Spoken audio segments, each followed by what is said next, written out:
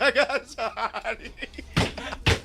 You remember that? Trippie Redd is finally back with some actual heat. It took him leaking 21 songs, but we ended up getting a surprise drop on Friday, and with all the drama surrounding him biting Carti's new sound, and with the hate surrounding A Love Letter to You 5, what does this mean for Trippie Redd's career, and how can he even bounce back from all the inconsistency? What if I was to tell you, that's my son's name, and I canceled tour because I had to deliver my son?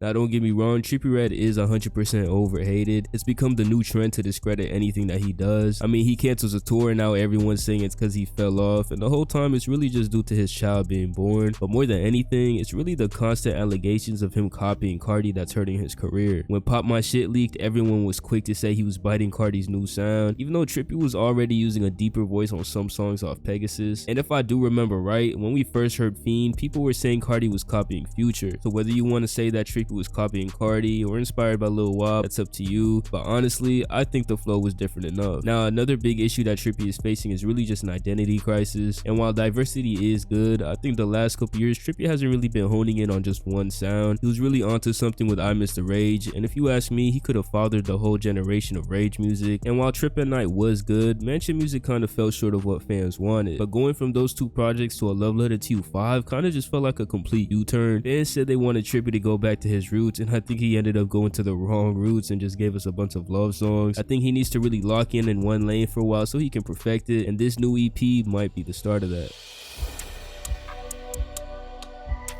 Now this is where I think Trippie can really thrive when it comes to this new era. The distorted 808s and electronic elements throughout the production on this EP really suit him, and it was actually the most fun I had listening to Trippie all year. And apparently this is only one half of the project. He plans to drop another 7 tracks at some point, probably before the year's over, which I think was the right move. Mansion music was just way too bloated, and A Love Letter to You 5 felt way longer than it actually was, at least for me. So I think coming back with an EP was the best way to have fans digest some more music, especially with this being his third project of the year. Locking back in with Pierre Bourne is also something that's been needed for a long time now, and before people say he's copying Carti by working with Pierre, Trippie and him worked together years ago, so I don't even want to hear that. I will say though, I wish he didn't post so many snippets. It kind of took away from the surprise. A whole album worth of songs were already leaked. He either has the craziest mole in his camp or he's using it for promotion. Regardless, the leaks have to stop if he wants to build up more hype. But hey, I'm gonna end it off here. Let me know your thoughts on the EP or just Trippie Redd in general. It's a shorter video this week. I've been crazy sick, but like always, I appreciate all the love, and I'll see y'all next week, and I'm out.